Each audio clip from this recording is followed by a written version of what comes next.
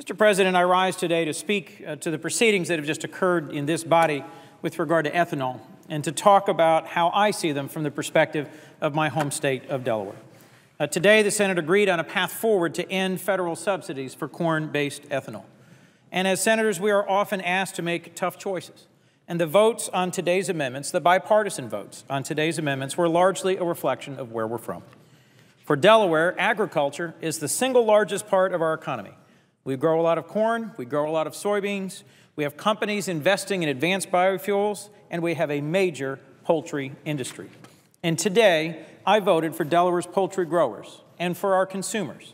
Lots of folks across this country in the last few years have lost their jobs, lost their homes, lost their livelihoods.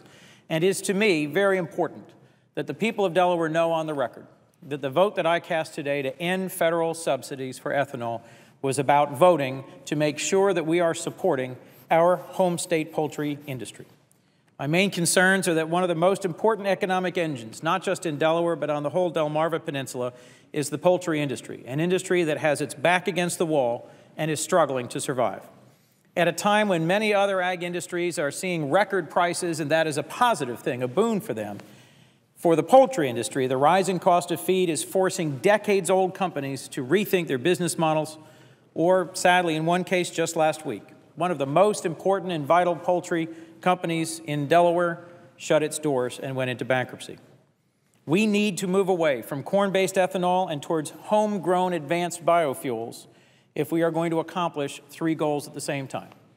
One is to reduce our deficit, to end unwise and unnecessary federal spending.